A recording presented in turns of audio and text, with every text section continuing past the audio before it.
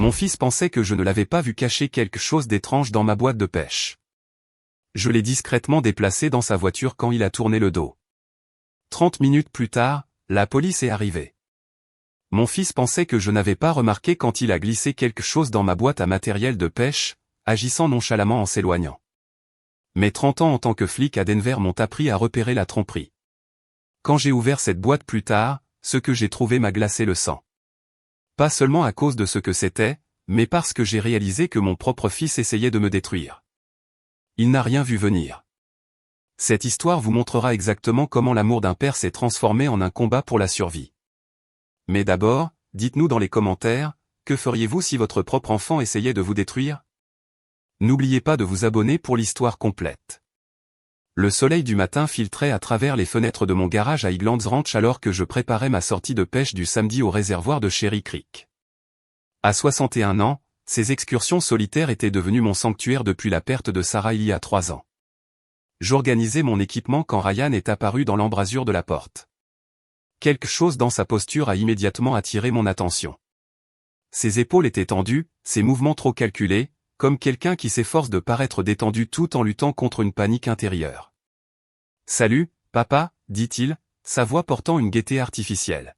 « Tu te prépares pour ta partie de pêche ?» J'ai hoché la tête, triant mes leurres. Cherry Creek devrait être parfait aujourd'hui. Ryan s'est approché, et tous mes instincts criaient que quelque chose n'allait pas. Ses yeux n'arrêtaient pas de se poser sur ma boîte à matériel, puis de s'en détourner, pour y revenir encore.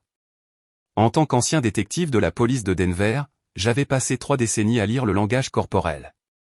« Ça te dérange si je jette un œil à ton installation ?» demanda-t-il, se dirigeant vers la boîte avant que je puisse répondre. Je l'observais attentivement. Sa respiration était courte, la sueur perlait sur son front malgré la fraîcheur de ce matin d'octobre. Quand il a cru que je ne regardais pas, il a jeté un coup d'œil vers le petit compartiment de rangement où je gardais des hameçons supplémentaires. C'est là que je l'ai vu. La main droite de Ryan s'est déplacée avec une précision d'expert vers la poche de sa veste, retirant quelque chose de petit enveloppé dans du papier de soie noire.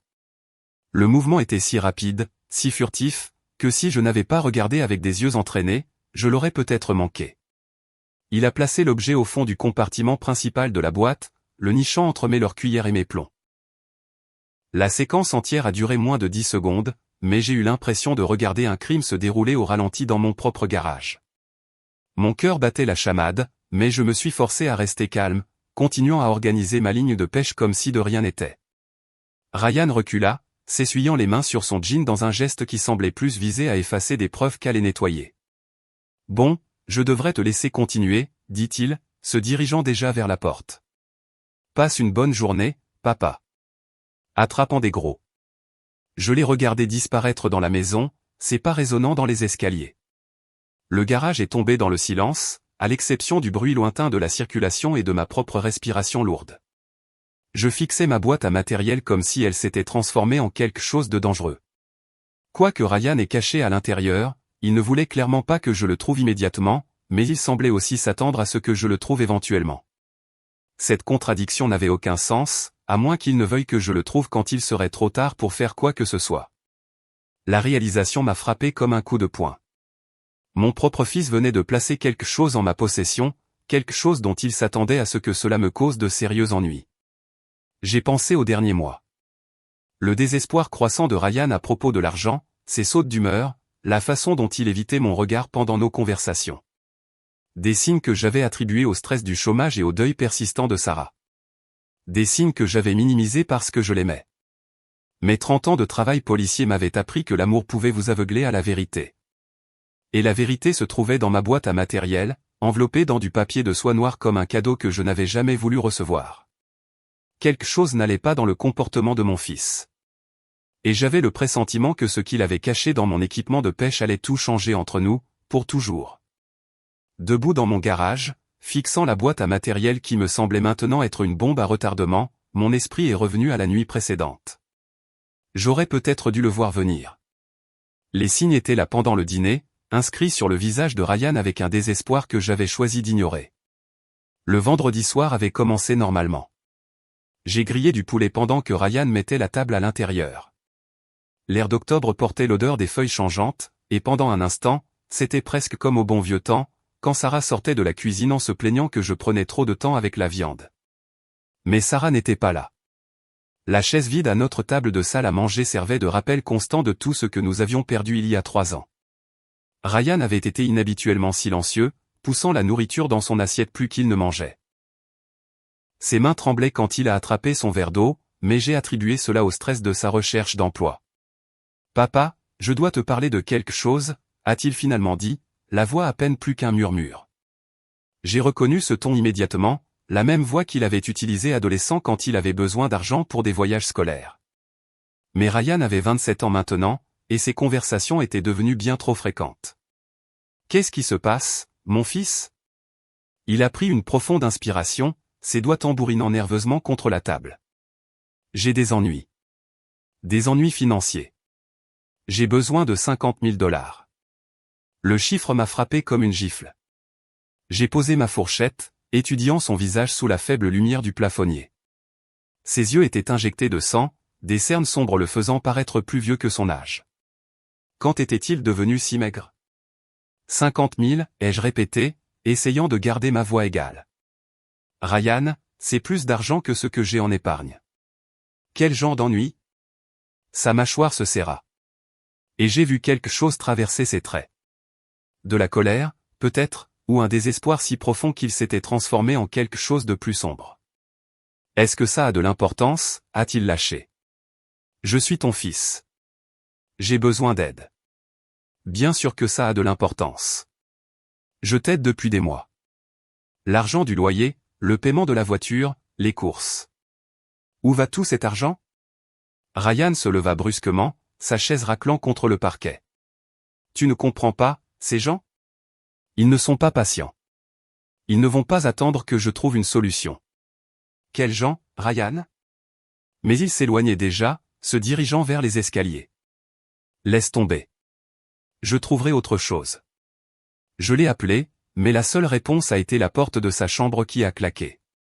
Je suis resté seul à table, entouré de nourriture à moitié mangée, et la certitude grandissante que mon fils était impliqué dans quelque chose de bien pire que le chômage. Le reste de la soirée s'est déroulé dans un silence inconfortable. J'ai fait la vaisselle, regardé les nouvelles, suivi ma routine habituelle pendant que Ryan restait enfermé dans sa chambre. Je pouvais l'entendre faire les 100 pas au-dessus de moi, parlant parfois au téléphone à voix basse et pressée. Maintenant, debout dans mon garage 12 heures plus tard, ses appels téléphoniques feutrés prenaient un sens nouveau et sinistre. Ryan ne cherchait pas une aide légitime la nuit dernière. Il me testait, pour voir si je lui donnerais volontairement l'argent dont il avait besoin. Quand j'ai refusé, il est passé au plan B. Ce qui était enveloppé dans ce papier de soie noire dans ma boîte à matériel était la police d'assurance de Ryan, sa façon d'obtenir ce dont il avait besoin, peu importe ce que cela me coûterait. J'ai pensé à Sarah, à ce qu'elle dirait si elle pouvait nous voir maintenant. Elle avait toujours été la pacificatrice dans notre famille, trouvant des compromis là où je ne voyais que du noir et blanc. Mais même Sarah aurait eu du mal avec ça. Mon fils préparait quelque chose qui allait me détruire, et j'étais le seul à pouvoir l'arrêter. Maintenant, je comprenais pourquoi il avait été si nerveux près de mon équipement de pêche. Le piège était déjà tendu. Je ne pouvais plus attendre. Quoique Ryan ait caché dans ma boîte à matériel, ça me rongeait comme de l'acide, et je devais savoir à quoi j'avais affaire. Mes mains tremblaient en m'approchant de la boîte. 30 ans de formation policière, en conflit avec mon déni paternel. Les fermoirs métalliques se sont ouverts avec des clics familiers qui m'avaient autrefois apporté du réconfort. Cette boîte à matériel avait été mon refuge contre l'obscurité que j'avais vue dans ma carrière de policier. Maintenant, elle me semblait contaminée. J'ai soulevé le plateau supérieur, révélant le compartiment principal. Là, niché entre ma cuillère argentée préférée et mes plombs, se trouvait le papier de soie noire que Ryan avait si soigneusement placé. Mon cœur martelait alors que je le déballais avec des doigts tremblants.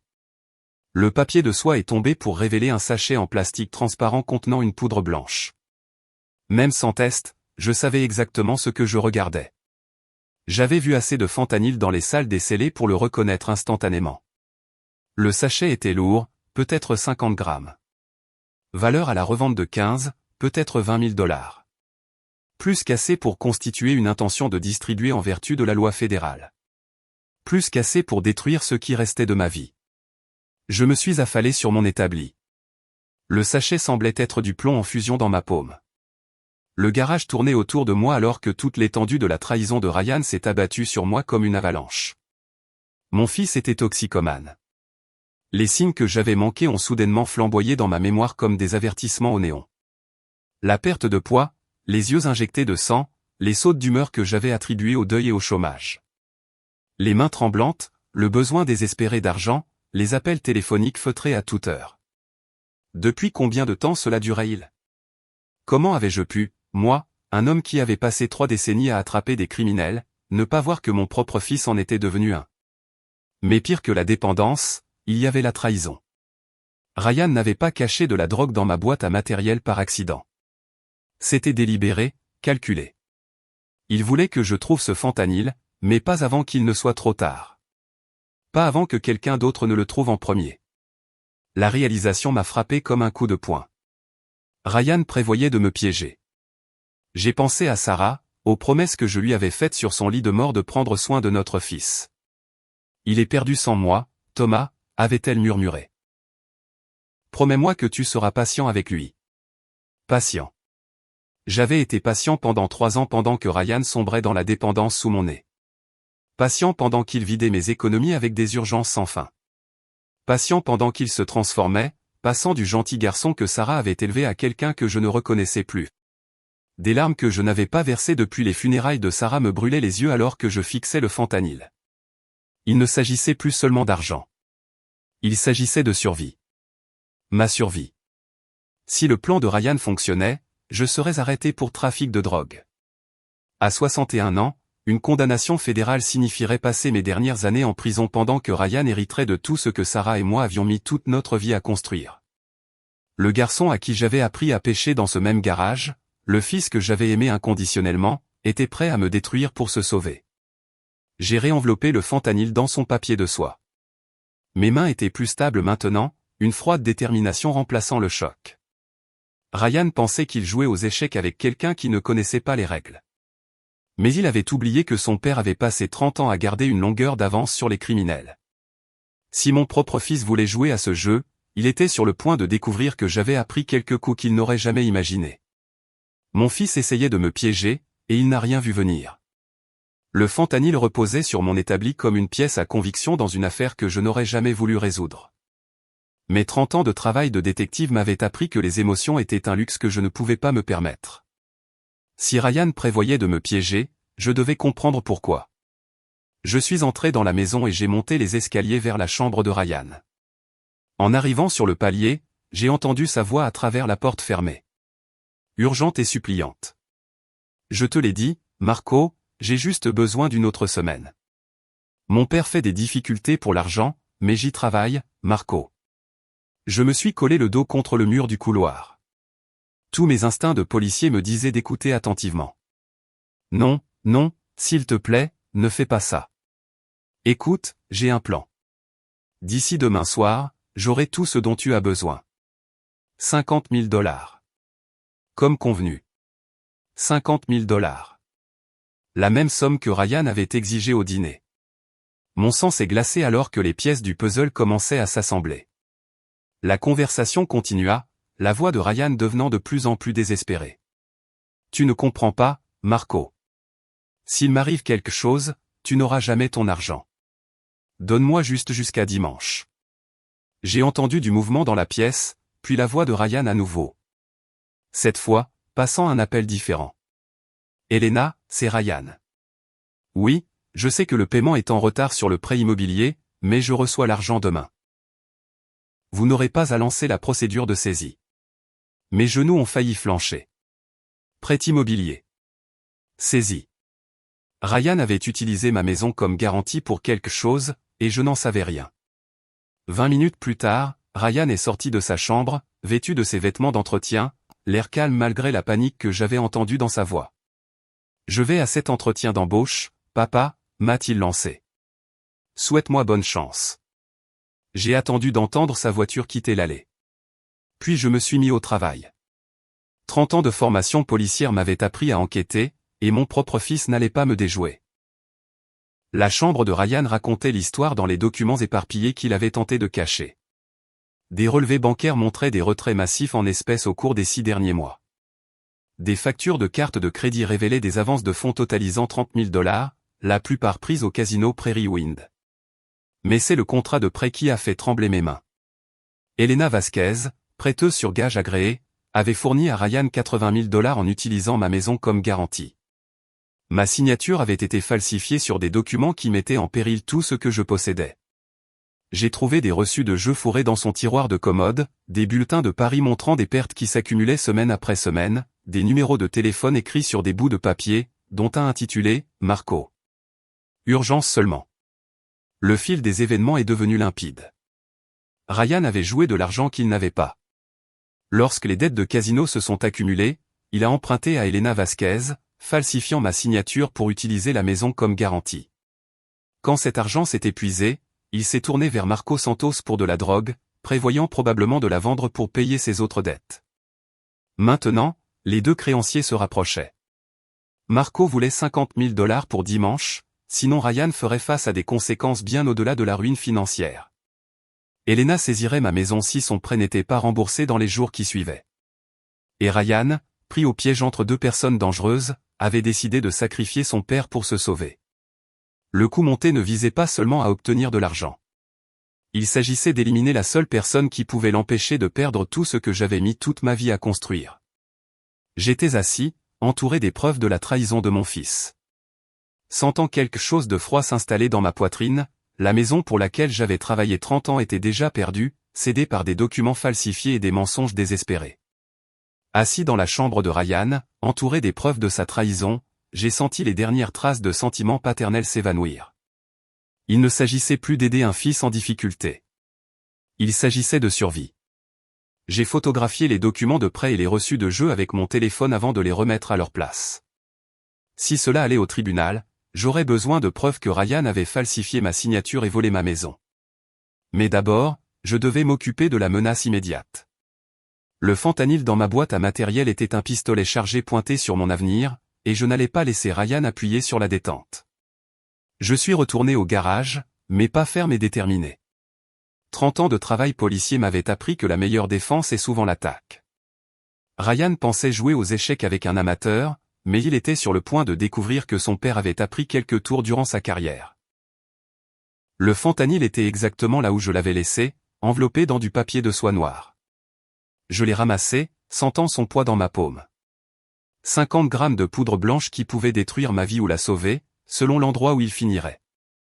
À travers la fenêtre du garage, je pouvais voir la Honda Civic de Ryan garée dans l'allée. Une voiture de 10 ans que je l'avais aidé à acheter quand il avait obtenu son diplôme. À l'époque où je croyais encore qu'il ferait quelque chose de sa vie. J'ai entendu la porte d'entrée s'ouvrir et la voix de Ryan appeler « Papa, ma voiture fait encore des bruits bizarres. Je vais prendre un Uber pour l'entretien pour être sûr. Je ne veux pas risquer de tomber en panne. » Parfait. Un autre mensonge à ajouter à sa collection, mais celui-ci jouait en ma faveur. Bien pensé, mon fils, ai-je répondu. Mieux vaut prévenir que guérir. J'ai attendu d'entendre l'Uber arriver et les pas de Ryan s'éloigner sur le trottoir. Puis j'ai trouvé les clés de sa voiture accrochées au crochet près de la porte de derrière, là où il les laissait toujours. Le coffre de la Honda s'est ouvert avec un léger clic. À l'intérieur se trouvaient des câbles de démarrage, une roue de secours, un vieux sac de sport qu'il n'avait pas utilisé depuis des mois. J'ai déplacé le sac de sport et j'ai placé le fentanyl en dessous, niché contre le passage de roue où il serait facile à trouver mais pas immédiatement visible. En fermant le coffre, j'ai pensé à Sarah et à ce qu'elle dirait si elle pouvait me voir maintenant. Elle avait toujours cru aux secondes chances, au pouvoir de l'amour pour racheter même les pires erreurs. Mais Sarah n'avait jamais fait face à un fils prêt à détruire son père pour se sauver. J'ai remis les clés à leur crochet et je suis retourné à mon garage. Ma boîte à matériel était ouverte sur l'établi, innocente maintenant sans sa cargaison mortelle. J'ai nettoyé chaque surface que Ryan aurait pu toucher, effaçant toute trace de ce qui y avait été caché. L'ironie ne m'a pas échappé. Pendant 3 ans, j'avais essayé de sauver un fils qui était déjà perdu. Maintenant, j'essayais de me sauver du fils que je n'avais pas réussi à sauver. Mon téléphone a vibré avec un texto de Ryan. L'entretien s'est super bien passé. Je devrais avoir une réponse lundi. Merci de croire en moi, papa. Ce mensonge désinvolte m'aurait blessé hier. Aujourd'hui, il confirmait simplement ce que je savais déjà. Ryan avait franchi une ligne de non-retour. J'ai pensé aux appels que j'avais entendus, au désespoir dans la voix de Ryan alors qu'il suppliait Marco et Elena de lui accorder plus de temps. Il leur avait promis de l'argent pour le lendemain soir. De l'argent qu'il prévoyait d'obtenir en me détruisant. Mais les plans ont tendance à se retourner contre vous quand vous sous-estimez votre adversaire. J'ai nettoyé ma boîte à matériel à fond, réorganisant mes leurres et mes plombs jusqu'à ce que tout semble exactement comme il se doit. Un vieux flic se préparant pour une partie de pêche paisible, rien de plus. Ryan rentrerait à la maison s'attendant à trouver son piège parfaitement tendu. Au lieu de cela, il découvrirait que le piège avait été réinitialisé, et qu'il n'était plus le chasseur. Maintenant, nous allions voir qui était vraiment le meilleur stratège. Ryan est rentré juste après 18 heures, l'air plus confiant que je ne l'avais vu depuis des mois. Il a franchi la porte d'entrée avec une démarche pleine d'entrain, comme si ses problèmes s'étaient soudainement envolés. « Comment s'est passé l'entretien » ai-je demandé depuis mon fauteuil, en gardant une voix décontractée. « Vraiment ? » ?»« Bien, papa. » Il semblait impressionné. Il a accroché sa veste à une chaise de la cuisine, ses mouvements détendus et naturels. Je pense que ça pourrait être la chance que j'attendais. Je l'ai observé attentivement, notant comment ses yeux évitaient la direction du garage. Il jouait la comédie, et c'était convaincant. Si je n'avais pas su la vérité, j'aurais pu le croire. C'est merveilleux, mon fils. Quand auras-tu une réponse ? D'ici lundi. Ryan s'est dirigé vers les escaliers, puis s'est arrêté. Je suis assez fatigué. Je pense que je vais me reposer avant le dîner. J'ai hoché la tête, retournant mon attention à la télévision, mais j'ai écouté chaque son venant d'en haut, chaque craquement, chaque conversation étouffée à travers sa porte. Ça n'a pas pris longtemps. En 20 minutes, j'ai entendu la voix de Ryan, urgente et excitée. Oui, je dois signaler un trafic de drogue. Je m'appelle Ryan Miller, et j'ai des preuves que mon père vend du fentanyl. Mon cœur martelait, mais je me suis forcé à rester immobile. C'était le moment. Le moment que Ryan préparait. Thomas Miller, 61 ans. Il cache de la drogue dans sa boîte de pêche. Je l'ai vu avec une grande quantité de fentanyl ce matin. Je pouvais entendre la satisfaction dans sa voix, le soulagement de quelqu'un qui pensait que ses problèmes étaient sur le point d'être résolus. Il a donné notre adresse, décrit l'emplacement de la boîte, et a même fourni des détails sur mes prétendus associés criminels. Oui, je reste en ligne. Dépêchez-vous, s'il vous plaît. J'ai peur qu'il essaie de déplacer la drogue. L'ironie aurait été drôle si elle n'était pas si tragique. Ryan avait raison de craindre que la drogue ne soit déplacée. Il ne savait juste pas qu'elle l'avait déjà été. Je l'ai entendu terminer l'appel. Puis composer immédiatement un autre numéro. Marco, c'est Ryan. Ouais, c'est fait. Les flics sont en route pour arrêter mon père. Tu auras ton argent d'ici demain. Puis un troisième appel. Elena, tout se passe comme prévu. Une fois qu'il sera arrêté, j'aurai accès à tout. Votre prêt sera remboursé en totalité. J'étais assis dans mon salon, écoutant mon fils orchestrer ma destruction avec une efficacité criminelle. Une partie de moi était impressionnée par sa minutie. Le reste de moi se sentait mal. 15 minutes plus tard, j'ai vu la première voiture de police entrer dans mon allée, suivie de 2 autres véhicules et d'une berline banalisée. À travers la fenêtre, j'ai reconnu la détective Sarah Rodriguez, mon ancienne collègue de la police de Denver. Ryan est descendu, son visage un masque d'innocence concerné. « Papa, il y a des voitures de police dehors. Qu'est-ce qui se passe ?» Sa performance était impeccable. Si je n'avais pas entendu ses appels, j'aurais pu croire que sa confusion était réelle. La sonnette a retenti, vive et autoritaire. C'était le moment. Ryan s'est dirigé vers la porte, mais je me suis levé le premier. Je m'en occupe, mon fils. En me dirigeant vers la porte d'entrée, j'ai aperçu le reflet de Ryan dans le miroir du couloir. Juste un instant, quand il pensait que je ne regardais pas, son masque est tombé. L'expression en dessous était froide, calculatrice et totalement sans remords. Les agents étaient sur le point d'arriver et mon fils n'avait aucune idée que son plan parfait était sur le point de se retourner complètement contre lui. J'ai ouvert la porte d'entrée pour trouver la détective Sarah Rodriguez sur mon porche, flanquée de 2 agents de la DEA en tenue tactique. Derrière elle, d'autres officiers sécurisaient le périmètre de ma propriété. « Bonjour, Thomas, » dit Sarah, sa voix professionnelle mais pleine de regrets. « Nous devons parler. » « Bien sûr, Sarah, entrez. » Ryan s'est avancé, son visage montrant une confusion concernée. « Détective Rodriguez, de quoi s'agit-il? Mon père a-t-il des ennuis ?» Les yeux de Sarah passaient de l'un à l'autre, lisant la dynamique avec l'habileté d'une vétéran de 20 ans. « Nous avons reçu un rapport de trafic de drogue à cette adresse. Nous avons un mandat pour perquisitionner les lieux. » Trafic de drogue. La voix de Ryan portait un choc parfait. « C'est impossible. Mon père ne ferait jamais. »« Tout va bien, mon fils, » dis-je calmement. « Laisse-les faire leur travail. » L'agent principal de la DEA, un homme sévère d'une quarantaine d'années, s'est avancé. « Monsieur Miller, nous avons des informations selon lesquelles vous stockez du fentanyl dans votre boîte de pêche. » Les yeux de Ryan s'illuminèrent d'une coopération serviable. « Oh, c'est dans le garage. Je peux vous montrer exactement où c'est. » J'ai suivi le groupe jusqu'à mon garage, observant la démarche assurée de Ryan. Il était si certain de sa victoire, si sûr que son plan se déroulait parfaitement. La voilà. Ryan a montré ma boîte à matériel. Papa travaillait avec ce matin, il avait l'air vraiment nerveux. L'agent de la DEA s'est approché avec une prudence d'expert, photographiant sous plusieurs angles avant d'ouvrir les fermoirs. Ryan s'est rapproché, l'anticipation émanant de chacun de ses gestes. L'agent a soulevé le plateau supérieur, révélant ma collection organisée de l'or et de plomb. Il a méthodiquement fouillé chaque compartiment, retirant les objets et les examinant attentivement. Rien. L'agent a levé les yeux, la confusion plissant son visage. « Monsieur Miller, nous ne trouvons aucune substance contrôlée. » Le visage de Ryan est devenu blême. « C'est impossible. Je l'ai vu mettre quelque chose dedans ce matin. »« Vérifie encore, mon fils, » dis-je doucement. « Qu'est-ce que tu as cru voir exactement ?» Le sang-froid de Ryan commença à se fissurer. Il y avait quelque chose enveloppé dans du papier de soie noire. « J'en suis sûr. » Sarah Rodriguez étudia Ryan avec un nouvel intérêt. « Vous semblez très certain du contenu de la boîte de votre père. Pourquoi donc ?» La bouche de Ryan s'ouvrit et se ferma comme un poisson hors de l'eau.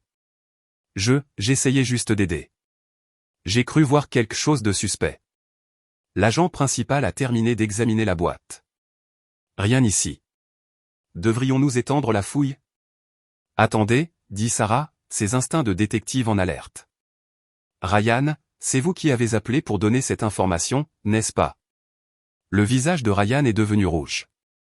J'étais juste un citoyen concerné. Si je me suis trompé. Fouillons votre véhicule, interrompit Sarah, le ton n'étant plus amical. Ma voiture? La voix de Ryan s'est brisée. Pourquoi fouilleriez-vous ma voiture? C'est moi qui ai signalé ça. Mais les agents se dirigeaient déjà vers la Honda Civic. Ryan suivit, sa démarche assurée remplacée par un pas traînant et nerveux. Le coffre s'ouvrit avec un léger clic. L'agent principal a déplacé le sac de sport et la roue de secours, puis s'est arrêté. Sa main est ressortie tenant un sachet en plastique transparent rempli de poudre blanche, enveloppé dans le familier papier de soie noire. Ryan Miller, dit Sarah, la voix froide comme l'acier. Vous êtes en état d'arrestation pour possession de fentanyl avec intention de le distribuer et pour dépôt de fausses déclarations à la police. Le visage de Ryan passa par le choc, la panique, puis un calcul désespéré. C'est un coup monté. C'est mon père qui a mis ça là. Il essaie de me piéger. Vraiment, demanda Sarah. Alors pourquoi nous avez-vous appelé pour fouiller sa boîte de pêche au lieu de votre voiture? Alors que les menottes se refermaient autour des poignets de Ryan, il me regarda avec une haine pure. C'est toi qui as fait ça. Tu l'as déplacé. J'ai soutenu son regard fermement.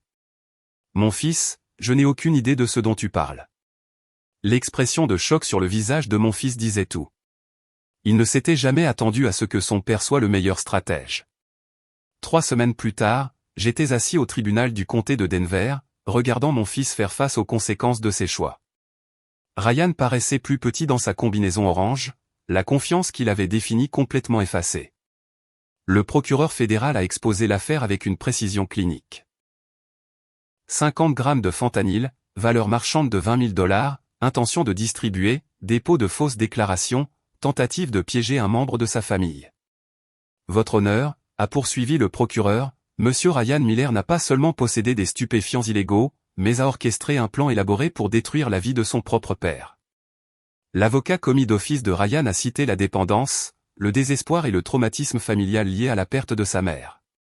Mais les preuves étaient accablantes, et les appels téléphoniques enregistrés de Ryan à Marco et Elena avaient scellé son sort. Quand le juge Harrison a demandé si Ryan avait quelque chose à dire, mon fils s'est levé lentement. « Je veux m'excuser auprès de mon père », a-t-il dit, la voix à peine audible. « J'étais désespéré, et j'ai fait des choix terribles. Je n'ai jamais voulu que les choses aillent aussi loin. J'étais assis dans la galerie, ne ressentant que du vide. » Les excuses semblaient creuses, jouées pour le juge plutôt que prononcées du fond du cœur. « Ryan Miller, a dit le juge Harrison, vous êtes condamné à 5 ans de prison fédérale pour trafic de drogue et complot. » Le son du marteau a résonné dans la salle d'audience comme une porte se fermant sur 30 ans de paternité. Mais l'arrestation de Ryan n'avait résolu qu'une partie de mes problèmes. Elena Vasquez détenait toujours des documents falsifiés revendiquant la propriété de ma maison. Marco Santos avait disparu après l'arrestation de Ryan, évitant l'attention de la police. J'ai passé des semaines à travailler avec mon avocat pour prouver que les documents de prêt étaient frauduleux. La signature falsifiée était évidente une fois que les experts l'ont examinée, et les aveux de Ryan ont aidé à établir la chronologie de la tromperie. La bonne nouvelle, a expliqué mon avocat, c'est que les documents frauduleux sont nuls et non avenus. Votre maison n'a jamais été légalement en danger. Elena Vasquez a fui l'État pour éviter les poursuites. La détective Rodriguez me tenait informé de l'enquête en cours. Nous travaillons avec les marshals fédéraux pour retrouver Elena et Marco. La coopération de Ryan pourrait réduire sa peine, mais il risque de purger au moins 3 ans. 3 ans minimum. Mon fils aurait 30 ans à sa libération. J'en aurais 64, si je vivais jusque-là. La maison semblait différente maintenant, plus vide d'une manière qui n'avait rien à voir avec l'absence physique de Ryan. Je parcourais les pièces où nous avions partagé des repas, regardé la télévision, discuté de responsabilités. Les souvenirs me semblaient contaminés par la connaissance de sa trahison. 2 mois après la condamnation de Ryan, j'ai pris une décision qui aurait été impensable auparavant. J'ai mis la maison en vente. Tu es sûr, Thomas, a demandé Sarah Rodriguez. C'est ta maison. La maison de Sarah. Sarah est partie, ai-je répondu. Et le fils que j'ai élevé n'existe plus. Il est temps de repartir à zéro. L'agent immobilier a dit que je pouvais m'attendre à une vente rapide sur le marché dynamique de Denver. J'ai commencé à trier 30 ans de souvenirs accumulés, décidant ce qui méritait une place dans ma nouvelle vie et ce qui appartenait au passé. Certains chapitres se terminent par une célébration. D'autres par un soulagement. Celui-ci s'est terminé par l'acceptation que la famille pouvait trahir la plus profonde confiance. Mais la survie signifiait choisir son propre bien-être plutôt que l'obligation envers ceux qui vous détruiraient. 6 mois plus tard, je me tenais sur le balcon de mon nouvel appartement à Boulder, Colorado, regardant le lever du soleil peindre les rocheuses d'or et de pourpre. La vue était spectaculaire, rien à voir avec les rues de banlieue de Highlands Ranch, où j'avais passé 30 ans à construire une vie qui, en fin de compte, appartenait à quelqu'un d'autre. La maison s'est vendue en 2 semaines. Après avoir remboursé l'hypothèque et les frais juridiques, j'avais assez pour acheter ce petit appartement content et repartir à zéro. Pas de dette, pas d'obligation, pas de membres de la famille qui pourraient me trahir pour leur propre gain. Je n'ai gardé que ce qui comptait. Les photos de Sarah, mon équipement de pêche, et la sagesse durement acquise qu'un amour sans limite devient de la complaisance, et que la complaisance détruit à la fois celui qui donne et celui qui reçoit. Ryan m'a écrit 2 fois depuis la prison fédérale. Les 2 lettres sont restées non ouvertes sur mon comptoir de cuisine. Certains ponts, une fois brûlés, feraient mieux de rester en cendres. La détective Rodriguez m'a rendu visite le mois dernier avec des nouvelles. Marco Santos avait été arrêté à Phoenix, faisant face à des accusations qui le maintiendraient en prison plus longtemps que Ryan. Elena Vasquez restait une fugitive, mais son réseau de prêts usuraires a été démantelé. Regrettes-tu parfois comment ça s'est terminé, m'a demandé Sarah alors que nous partagions un café dans mon nouveau salon. Je regrette que ça ait dû se terminer de cette façon, ai-je répondu. Mais je ne regrette pas de m'être protégé de quelqu'un qui m'aurait détruit sans hésitation. La vérité était plus simple que le regret ou le pardon. J'avais élevé un fils qui était devenu un étranger, Aimer quelqu'un qui voyait cet amour comme une faiblesse à exploiter. Face au choix entre sa survie et la mienne, Ryan a choisi la sienne. J'ai simplement fait le même choix. Ma boîte à matériel était dans le coin, nettoyée et réorganisée, attendant les sorties du week-end vers les lacs de montagne, où l'eau est claire et les poissons ne mentent pas sur leurs intentions. Des plaisirs simples pour un homme qui avait appris à apprécier la simplicité. Parfois, les personnes les plus proches de nous deviennent les plus grandes menaces pour notre bien-être. Parfois, se protéger signifie accepter que la famille peut être l'ennemi. Parfois, la leçon la plus difficile de la vie est d'apprendre quand s'éloigner de ceux que l'on aime le plus. J'avais passé 61 ans à apprendre cette leçon. Ryan avait le reste de sa vie pour l'apprendre aussi. À travers le parcours de Thomas, nous découvrons que l'amour authentique exige de la sagesse, pas seulement des sacrifices. Les histoires de nos aînés nous enseignent que permettre un comportement nuisible n'est pas de la compassion, c'est de la complicité. Dieu a conçu les familles pour nourrir la croissance, pas pour abriter la destruction. Quand des histoires de trahison se déroulent au sein de nos propres foyers, nous faisons face au test de foi le plus difficile, choisissant l'appel de Dieu à la sagesse plutôt que nos attachements émotionnels. Des histoires de trahison comme celle de Thomas et Ryan révèlent comment la dépendance et le désespoir peuvent transformer des êtres chers en étrangers. Pourtant, Dieu ne nous abandonne jamais dans ces vallées sombres. Il nous donne le discernement pour reconnaître quand l'amour est devenu de la manipulation, quand la loyauté familiale est devenue de l'autodestruction. La formation de policier de Thomas n'était pas seulement une préparation de carrière. C'était la manière de Dieu de l'équiper pour ce test ultime. Les histoires de nos aînés parlent souvent d'un amour exigeant, de tracer des limites qui semblent dures, mais qui préservent ce qui compte le plus. L'amour de Dieu pour nous inclut de nous apprendre à valoriser la vie qu'il nous a donnée suffisamment pour la protéger, même de notre famille. Quand Ryan a choisi le fentanyl plutôt que le caractère, quand il a choisi la tromperie plutôt que l'honnêteté, Dieu avait déjà placé en Thomas la force de répondre avec justice plutôt qu'avec complaisance. Les histoires les plus profondes nous rappellent que Dieu nous appelle à être de bons intendants de nos propres âmes. Parfois, sa plus grande miséricorde est de nous donner la permission de nous éloigner de ceux qui nous entraîneraient dans leurs ténèbres. Si cette histoire a touché votre cœur, veuillez partager vos pensées dans les commentaires ci-dessous. Avez-vous déjà été trahi par quelqu'un en qui vous aviez une confiance totale? Comment avez-vous trouvé la force de vous protéger? N'oubliez pas de vous abonner à notre chaîne pour plus d'histoires sur la résilience, la famille et le courage de repartir à zéro. Rappelez-vous, parfois le plus grand acte d'amour est de refuser d'être détruit par ceux qui vous sacrifieraient pour leur propre salut.